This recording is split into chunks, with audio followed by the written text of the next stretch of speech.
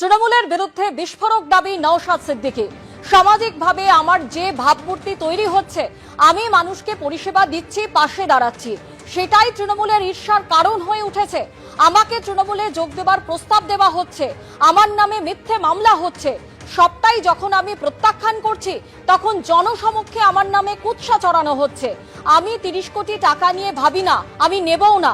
শাসক দলের বিধায়ক আমায় প্রস্তাব দেন, ওসবকে আমি পাত্তা দিচ্ছি না, বললেন আইএসএফ বিধায়ক নওশাদ সিদ্দিকী।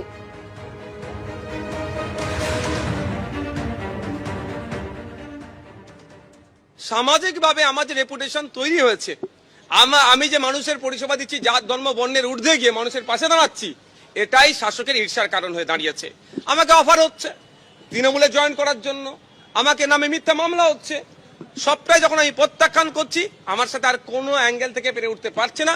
পাবলিক পারসেপশন আমার সম্পর্কে এতে খারাপ হয়, পাবলিক ডোমিনে আমাকে এই ধরনের মিথ্যাচার করা হচ্ছে। আমি একটা কথা বলি, আমি 30 কোটি টাকায়, আমি এমন ক্যামেরা বলছি, নিলে 3000 কোটি টাকা নিয়ে আর আমি ভাববো, যদি ভাবি নেব না। ওই 30 কোটি টাকা আমার বাড়িতে আমার হাতে ধুলো।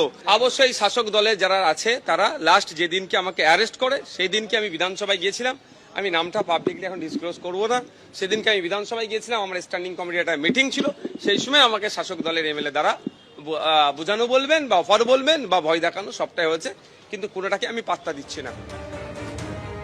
আপনারা শুনলেন যে তৃণমূলের বিরুদ্ধে বিস্ফোরক অভিযোগ করে নওশাদ সিদ্দিকী তিনি কি বললেন, আর এই নিয়ে বিরোধী দলনেতা শুভেন্দু অধিকারী কি বলছেন শোনাবো।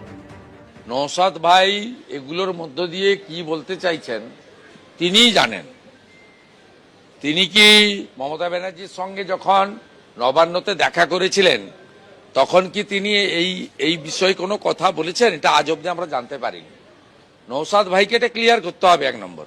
দ্বিতীয় হচ্ছে, নওশাদ ভাই গত লোকসভা ভোটে ডায়মন্ড হারবারে দাঁড়াবো বলে কোন অজ্ঞাত কারণে মাঠটা ছেড়ে দিলেন ভাইপোকে, এটাও জনগণ জানতে চায়। তৃতীয়ত হচ্ছে, নওশাদ ভাই কি এখন থেকে ভোটের 6 মাস আগে এই কথাগুলো বলতে শুরু করলেন যাতে তিনি জানুয়ারি ফেব্রুয়ারি মাসে মমতার সঙ্গে গিয়ে বলবেন যে আমি চাপ নিতে পারলাম না, তাই আমাকে যেতে হলো।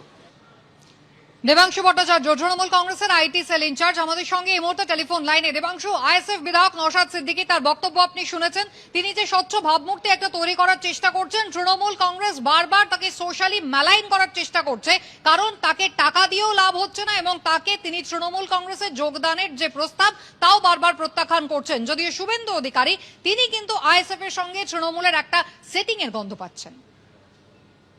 দেখুন, প্রথম কথা হচ্ছে আইএসএফ এর সাথে কোন রাজনৈতিক দলের সেটিং আছে সেটা বোঝার জন্য রকেট সায়েন্স জানার দরকার নেই। বাংলার সাধারণ মানুষ দেখেছিল 2021-এর বিধানসভা নির্বাচনে যেই মুহূর্তে সর্বশক্তি লাগিয়ে বিজেপিকে বাংলা থেকে দূরে রাখার কথা, তখন হঠাৎ করে একটা ধর্ম নিয়ে আইডেন্টিটি পলিটিক্স করা একটা রাজনৈতিক দলের জন্ম হলো এবং তারা কোথা দিয়ে ফান্ডিংও পেয়ে গেল কোটি কোটি টাকার, সেটা বাংলার মানুষ জানে। এবং বিজেপি এই পলিসি মিমকে নিয়ে অন্যান্য স্টেটে করে, বাংলায় মিম চলবে না, কারণ বাঙালি অধ্যুষিত একটা রাজ্য, তাই বাংলার একটা মিম তৈরি করার চেষ্টা করেছিল। 2 নম্বর কথা হচ্ছে, নওশাদ সিদ্দিকী যদি এতই অভিযোগ থাকে তাহলে কারা তাকে জয়েন করার জন্য বলছেন, কারা তাকে টাকা অফার করেছেন, উনি নামগুলো কেন প্রেজেন্ট করছেন না? কেউ যদি তাকে টাকা অফার করে থাকে সেটা তো অপরাধ। টাকা তো কেউ কাউকে অফার করতে পারে না, তো সেই অপরাধে উনি চেপে যাচ্ছেন কেন? উনি প্রকাশ করে দিন।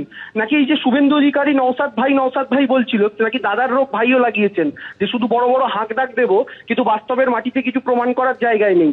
আর তৃতীয় এবং ফাইনাল বক্তব্য হচ্ছে, নওশাদ সিদ্দিকী এমএলএ হওয়ার আগে যে নির্বাচন হয়েছিল 2021-এ, সেখানে আইএসএফ প্রায় 20,000-এর ওপর ভোটে প্রথমবারের জন্য জিতেছিল ভাঙড় থেকে। শেষ লোকসভা নির্বাচনে 40,000-এর কাছাকাছি লিড তৃণমূল কংগ্রেসের আছে ভাঙড় থেকে। ফলে নওশাদ সিদ্দিকী যদি অতটাই জনপ্রিয় হয়ে থাকেন, তাহলে 20,000 ভোটে জেতা আসনটায় লোকসভা নির্বাচনে 40,000-এর পেছনে থাকতেন না।